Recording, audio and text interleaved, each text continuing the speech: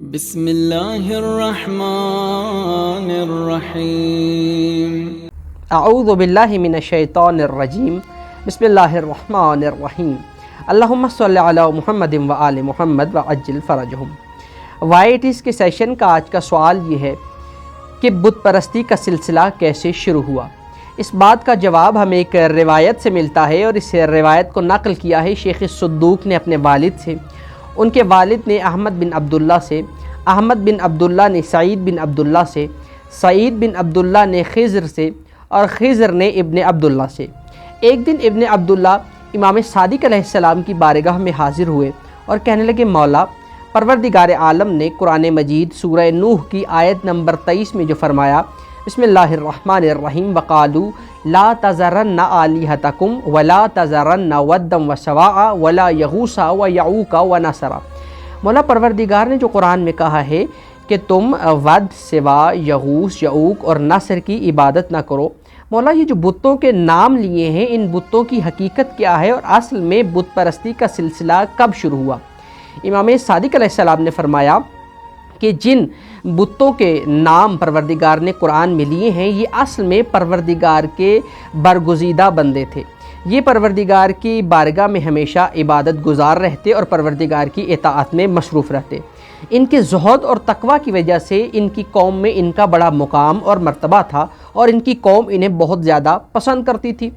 جب ان کی وفات ہو گئی تو ان کی وفات ان کی قوم پر بہت شاق گزری۔ وہ ان کی جدائی میں رونے اور پیٹنے لگے۔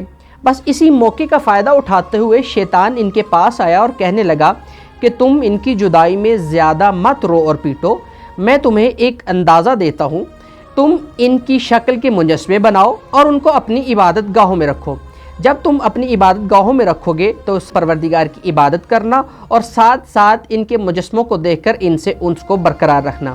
ان کی قوم کو یہ انداز پسند آیا اور انہوں نے اسی طرح سے ان کی شکلوں کے مجسمے اپنی عبادت گاہوں میں رکھ دیے۔ وہ پورا سال عبادت گاہوں میں جاتے، پروردگار کی عبادت کرتے، ان شکلوں کے بنے ہوئے مجسموں کو دیکھتے اور ان کو برقرار رکھتے۔ جب جاڑے اور بارش کا موسم آتا تو ان مجسموں کو اٹھا کر وہ اپنے گھروں میں لے آتے۔ یہ سلسلہ جاری رہا اور لوگ پروردگار کی عبادت میں مصروف رہے اور ان لوگوں سے محبت برقرار رکھنے کے لیے ان کے مجسموں کو دیکھتے رہے۔ جب یہ نسل ختم ہو گئی اور دوسری نسل جوان ہوئی تو وہ اس غلط فہمی کا شکار ہو گئی کہ ہمارے آباء و اجداد پروردگار کی عبادت نہیں کرتے تھے، وہ دراصل میں انہی بتوں کی، انہی مجسموں کی عبادت کیا کرتے تھے، چونکہ ہم نے تو ہمیشہ اپنی عبادت گاہوں میں ان مجسموں کو ہی دیکھا ہے۔ لہٰذا اسی غلط فہمی کی وجہ سے انہوں نے پروردگار کی عبادت کو ترک کیا اور ان مجسموں کی عبادت کرنا شروع ہوئے، اور یہیں سے بت پرستی کا سلسلہ شروع ہو گیا۔ وائٹس کے سیشن کی یہ تھی آج کی اسلامی معلوماتی ویڈیو۔ اپنے ذہنوں میں موجود اسلامی سوالات کے جوابات جاننے کے لیے ہمارے یوٹیوب چینل کے کومنٹ سیکشن میں سوال کر سکتے ہیں۔ والسلام علیکم ورحمۃ اللہ وبرکاتہ۔